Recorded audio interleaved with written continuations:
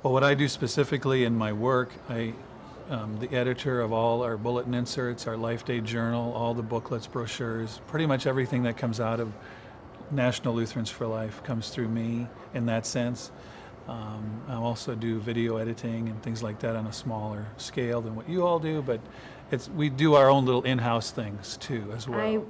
I am the president of Lutherans for Life of Missouri, and so I direct the board, and we are doing projects individually in Missouri and working with the different chapters in the I churches. strive to make sure that everything we do focuses not only on the life issues that we deal with, but also the gospel message and God's word. I've been involved with chapter organizations, and actually this ultrasound came up with a challenge from a former state president who had come to South Dakota and given us this challenge. We had invited him for a state conference, and he spoke. And I was on the board, the state board at the time, and I was not the president, but I said, we have a challenge here before us, and I think we need to take it. And I went and did a lot of the groundwork. I sent out letters to crisis pregnancy centers, to people who might be interested in any way, maybe South Dakota Right to Life, our South Dakota district president, just anybody who I thought might be interested in helping us raise money for an ultrasound. And I had two people that contacted me, and one was our South Dakota district president from the Lutheran Church Missouri Synod, and one was the director of the Crisis Pregnancy Center for whom we purchased the ultrasound. She said, yes, I want to do this, but I have no idea how.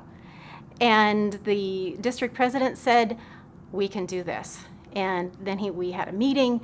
We discussed a strategic plan to get stuff organized, and sent out letters, and we did presentations. We made flyers, did lots of pounding the streets, going to churches, and we had a youth group who had seed money for us. They had done a Bike for Life type thing, and we had $1,000 seed money. We used that for postage and that kind of thing.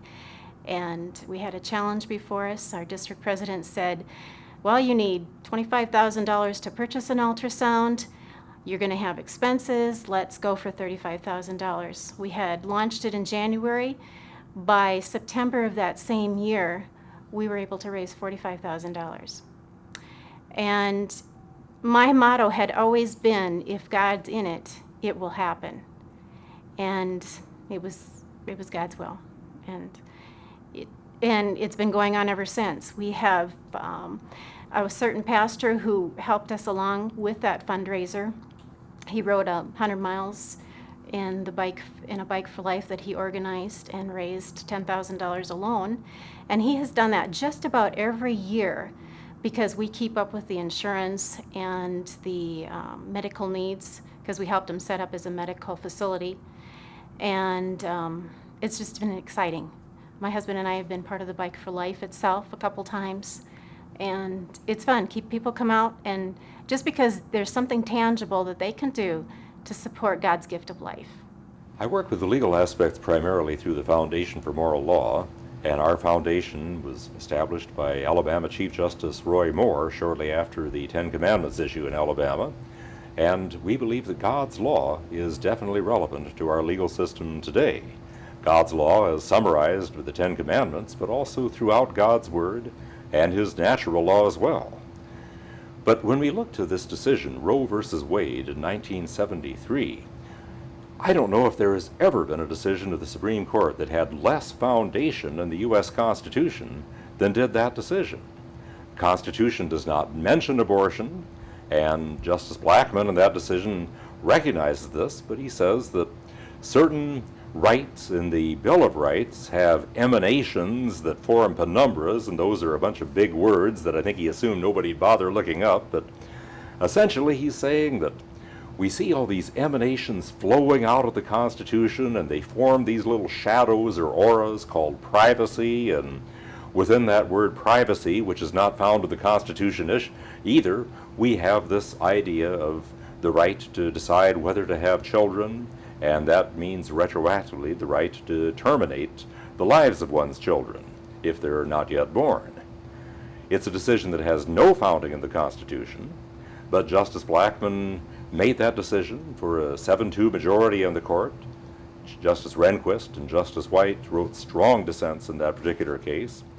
Gradually, the pro-life minority in the court has increased.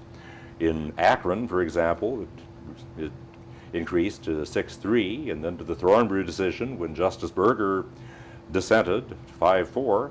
And most recently, of course, with Gonzalez versus Carhart, the partial birth abortion decision, the Supreme Court, by a 5-4 majority, ruled that a federal ban on partial birth abortion is constitutional. Whether we have a pro-life majority on the court right now is uncertain. Well, Justice Kennedy did rule that way in this case. Whether he had applied the same reasoning from partial birth abortion to other abortions, we don't know yet. But we think it's important to mount some challenges to Roe versus Wade right now. And part of the reason for this is that we don't know that in the next few years at least that the makeup of the court is going to get any better. And given the current administration and the current majority in the Senate, it looks like the next nominees and confirmees to the Supreme Court and to other federal courts are probably going to be pro-abortion people. And so we think it's important to mount challenges at this time. It's kind of like what the coach Wayne Gretzky once said, that you lose 100% of the shots you don't take. If we try a case before the Supreme Court and we lose, we probably haven't lost as much as we really think. But if we don't try, we don't know what we could have accomplished. And many believe we do have the votes right now to overturn Roe versus Wade.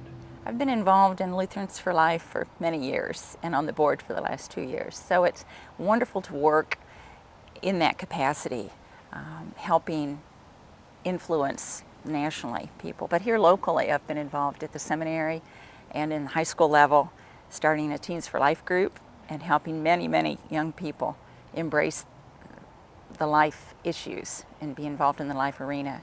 At the seminary, helping influence pastors and their wives, giving out Lutherans For Life materials to them.